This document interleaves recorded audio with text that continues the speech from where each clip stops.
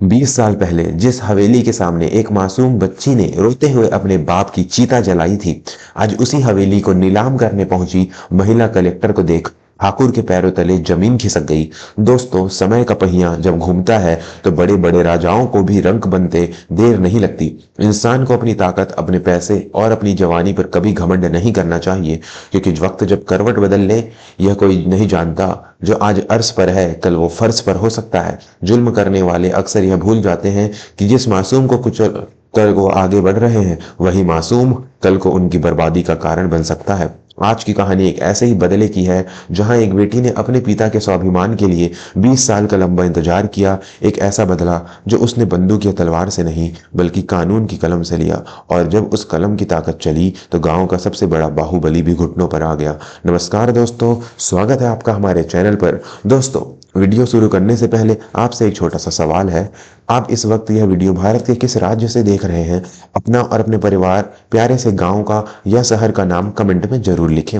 जब मैं आपके कमेंट्स पढ़ता हूं कि आप देश के कोने कोने से हमारे साथ जुड़े हैं, तो दिल को बहुत सुकून मिलता है। तो चलिए बिना देरी किए शुरू करते हैं आज की यह भावुक और रोंगटे खड़े कर देने वाली कहानी। कहानी की शुरुआत होती है उत्तर प्रदेश के सुल्तानपुर जिले के पास बसे एक छोटे से गांव रामगढ़ से। यह गांव जितना खूबसूरत था, यहाँ की सच्चाई उतनी ही खौफनाक थी। आजादी के 50 साल बाद भी इस गांव में कानून नहीं था, बल्कि ठाकुर गजराज सिंह का राज चलता था। गजराज सिंह, जिसका नाम सुनते ही गांव के बच्चे अपनी माँ के आंचल में छुप जाते थे।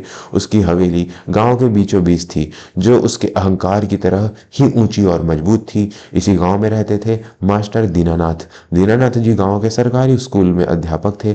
बेहद सरल, ईमानदार और उसूलों के पक्के इंसान। उनकी पत्नी का देहांत बहुत पहले हो चुका था। उनके जीवन में बस उनकी एक ही दुनिया थी, उनकी 10 साल की बेटी आरती। दीनानाथ जी का सपना था कि गांव का हर बच्चा पढ़े लिखे और गुलामी की जंजीरों को तोड़े, लेकिन गजराज सिंह को यह पसंद नहीं था।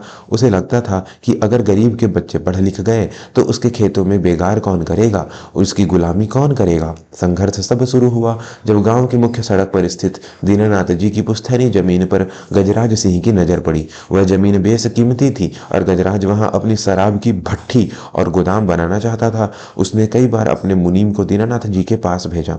मुनीम ने आकर कहा, मास्टर जी, ठाकुर साहब ने मुंह मांगी कीमत देने को कहा है, जमीन उनके नाम कर दो, इसी में भलाई है, वरना जिस स्कूल में पढ़ाते हो वहां से निकलवा दिए जाओगे। लेकिन दीनानाथ जी ने हाथ जोड़कर कहा, मुनीम जी, यह मेरे पुरखों की जमीन है। मैंने अपनी पत्नी को वचन दिया था कि मैं यहाँ गांव की बेटियों के लिए एक बड़ा विद्यालय बनवाऊंगा। शराब के गोदाम के लिए मैं यह जमीन मरते दम तक नहीं दूंगा। यह ना सुनकर ठाकुर गजराज सिंह का अहम चोटिल हो गया। एक मामूली मास्टर की इतनी हिम्मत। उस काली रात को अमावस का अंधेरा छाया हुआ था। मास्टर दीनानाथ और नन्ही आरती अपनी छोटी सी झोपड़ी में सो रहे थे। तभी अचानक गांव के कुत्तों के भौंकने की आवाजें आने लगी। इससे पहले कि दीनानाथ जी कुछ समझ पाते, गजराज सिंह के लठैतों ने घर को घेर लिया। उन्होंने घर के बाहर से कुंडी लगा दी और चारों तरफ केरोसिन छिड़क दिया। अगले ही पल आग की लपटें आसमान छूने लगी। घर के अंदर धुआं भर गया। नन्ही आरती खांसने लगी। दीनानाथ जी समझ गए कि आज उनका अंत निश्चित है। उन्होंने घर की पिछली दीवार से एक कच्ची ईंट हटाई, जहां से एक छोटा सा रास्ता था। उन्होंने रोते हुए आरती को कहा, बेटी, भाग जा यहाँ से, पीछे मुड़कर मत देखना, नदी की तरफ भागना और शहर चली जाना। वादा कर, तू जिएगी, तुझे मेरे सपनों को पूरा करना है। आरती रो रही थी, बाबूजी, मैं आपको छोड़कर नहीं जाऊंगी। लेकिन दीनानाथ जी ने उसे जबरदस्ती उस छेद से बाहर धकेल दिया। आरती ने बाहर निकलते ही जलती हुई छत दीनानाथ जी के ऊपर आग गिरी। आरती की आंखों के सामने उसके पिता आग में समा गए। वह चीखना चाहती थी, लेकिन डर ने उसका गला घोट दिया था। वह नंगे पैर कांटों और पत्थरों पर दौड़ती हुई नदी की तरफ भागी। पीछे गजराज सिंह के आदमी उसे ढूंढ रहे थे। मार डालो, कोई बचना नहीं चाहिए, मास्टर के खानदान में। आरती नदी में कूद गई। उफनती नदी उसे अपने साथ बहा ले गई। गांव वालों ने सुबह मास्टर दीनानाथ की राख देखी। सबको लगा कि पूरा परिवार खत्म हो गया। गजराज सिंह ने गांव में मुनादी करवा दी कि घर में शॉर्ट सर्किट से आग लगी थी। किसी की हिम्मत नहीं थी कि ठाकुर के खिलाफ जुबान खोले। उस जमीन पर गजराज ने कब्जा कर लिया और वहां अपना गोदाम बना लिया। दोस्तों, कहानी में आगे क्या हुआ, कैसे वो अनाथ बच्ची मौत के मुंह से बाहर निकली, यह जानने से पहले अगर आप भी मानते हैं कि भगवान के घर देर है अंधेर नहीं, तो चैनल को अभी सब्सक्राइब कर लें और वीडियो को लाइक जरूर करें। आपका एक लाइक हमें ऐसी कहानियां लाने के लिए प्रेरित करता है। नदी की लहरों ने आरती को बहाकर शहर के एक किनारे पर फेंक दिया। एक मछुआरे ने उसे बेहोशी की हालत में पाया। वह उसे अपने घर ले गया। आरती की जान तो बच गई, लेकिन उसकी आत्मा जख्मी थी। उसे हर रात आग की लपटें और अपने पिता की चीखें सुनाई देती थी। उस मछुआरे काका ने आरती को अपनी बेटी की तरह पाला। आरती ने अपना नाम बदल लिया। अब वह आरती नहीं, अंजलि थी। अंजलि के दिमाग में बस एक ही बात थी, अपने पिता का वचन। उसे बड़ा बनना था, ताकतवर बनना था। उसने दिन रात पढ़ाई की। मछुआरे काका की कमाई कम थी, तो उसने लोगों के घरों में बर्तन मांजे, म्युनिसिपैलिटी की स्ट्रीट लाइट के नीचे बैठकर पढ़ाई की। लोग उसका मजाक उड़ाते थे, लेकिन उसकी आंखों में प्रतिशोध की जो आग थी वो उसे थकने नहीं देती थी। साल बीतते गए। इधर रामगढ़ में गजराज सिंह अब और भी बड़ा बाहुबली बन गया था। अब वह राजनीति में आ गया था और खुद को जिले का बेताज बादशाह समझता था। लेकिन उसे खबर नहीं थी कि जिस चिंगारी को उसने 20 साल पहले हवा में उड़ा दिया था, वह अब ज्वालामुखी बनकर लौटने वाली है। वक्त ने पलटी मारी। साल 2024 आया। जिले में एक नए डिस्ट्रिक्ट मजिस्ट्रेट, डीएम यानी कलेक्टर की नियुक्ति हुई।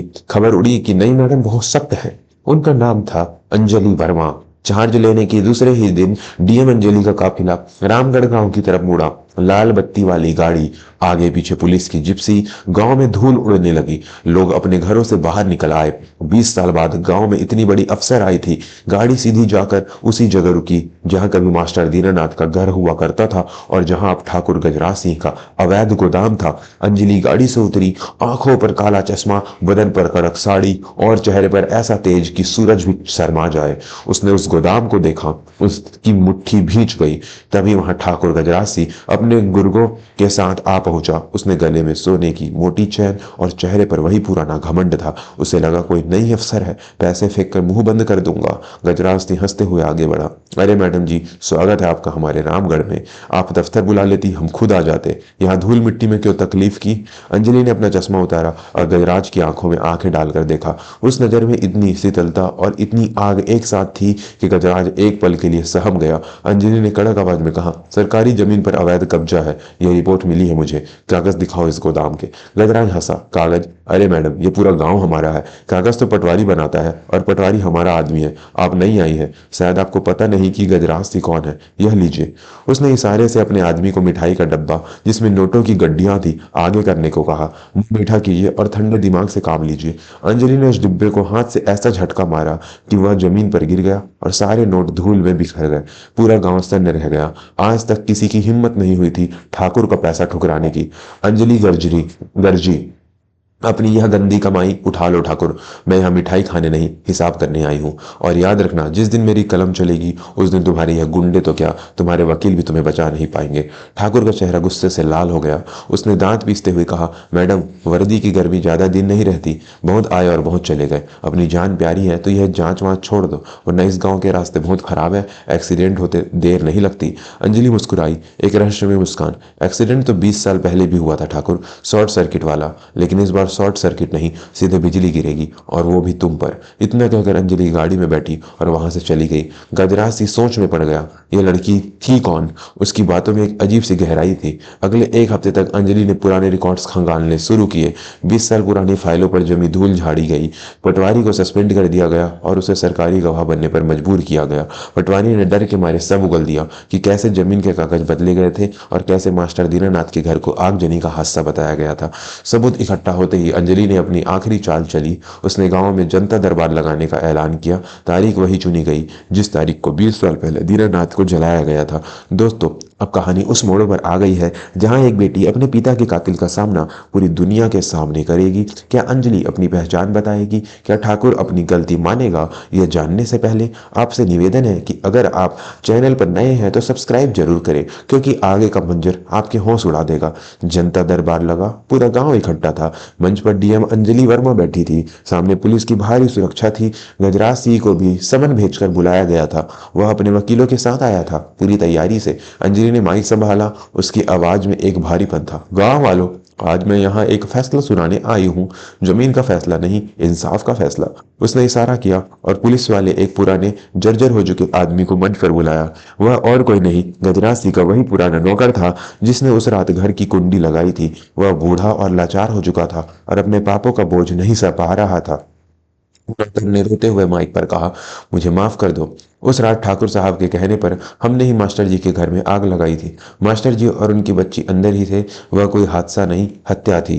पूरे गांव में शोर मच गया। गजराज सिंह पसीने से तरबतर हो गया। वह चिल्लाया, यह झूठ है, यह पागल है, इस औरत ने इसे पैसे खिलाए हैं। तभी अंजलि अपनी कुर्सी से खड़ी हुई, वह मंच से नीचे उतरी और धीरे धीरे चलकर गजराज सिंह के ठीक सामने आ गई। उसने कहा, पैसे खिलाना तुम्हारी आदत है ठाकुर, मेरी नहीं। और रही बात झूठ की तो एक गवाह और है। गजराज ने घबरा कर पूछा, कौन? अंजलि ने अपनी आंखों से आंसू पोंछे और कहा, वो बच्ची जो उस आग से बच निकली थी। गजराज हंसा, तो वो मर गई थी। उसकी लाश नहीं मिली तो क्या, वो नदी में बह गई थी। अंजलि ने आवाज गूंजी, वो मरी नहीं थी गजराज, वो जिंदा है। मैं ही हूं वो आरती, मास्टर दीनानाथ की बेटी। यह सुनते ही जैसे वक्त थम गया। गांव के बुजुर्गों ने ध्यान से अंजलि का चेहरा देखा। उन्हें मास्टर दीनानाथ की छवि उसमें दिखाई दी। गजराज सिंह के पैरों तले से जमीन खिसक गई। वो पीछे लड़खड़ाया, नहीं, ये नहीं हो सकता। तुम तो, अंजलि ने आगे बढ़कर कहा, मैं क्या, मैं मर गई थी? तुमने तो पूरी कोशिश की थी, लेकिन कहते हैं ना, जिसे राख से उठाना होता है उसे आग नहीं जला सकती। 20 साल, पूरे 20 साल मैंने इस दिन का इंतजार किया। मैं चाहती तो तुम्हें मरवा सकती थी, लेकिन मैं तुम्हें वो मौत देना चाहती थी जो तुम जीते जी मर जाओ। तुम्हारी इज्जत, तुम्हारा घमंड, तुम्हारी दौलत सब कानून के जरिए छीनूंगी। अंजलि ने पुलिस अधीक्षक एसपी को इशारा किया, गिरफ्तार कीजिए इन्हें, कत्ल, आगजनी और सरकारी जमीन पर कब्जे के जुर्म में। पुलिस ने गजराज सिंह के हाथों में हथकड़ी पहना दी।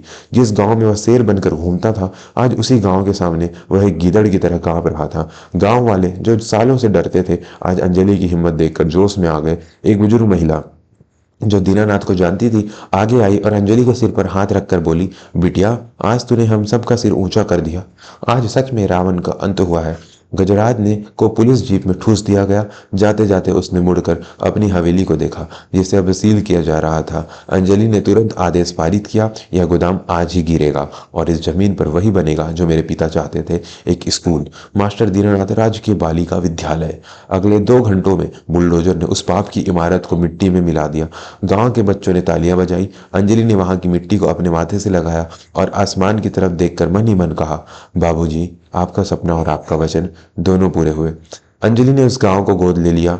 जिस गांव ने उसे कभी बेसहारा छोड़ दिया था, आज वह उसी गांव की अन्नदाता और रक्षक बन गई थी।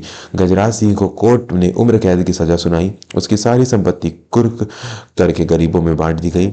तो दोस्तों, यह कहानी हमें सिखाती है कि प्रतिशोध का सबसे सही तरीका है खुद को इतना काबिल बना लो कि आपका दुश्मन आपकी काबिलियत देखकर ही हार मान ले। हिंसा से बदला लेने पर आप भी अपराधी बन जाते हैं, लेकिन अब आप कानून और अपनी सफलता से जवाब देते हैं तो वह तमाचा दुनिया याद रखती है।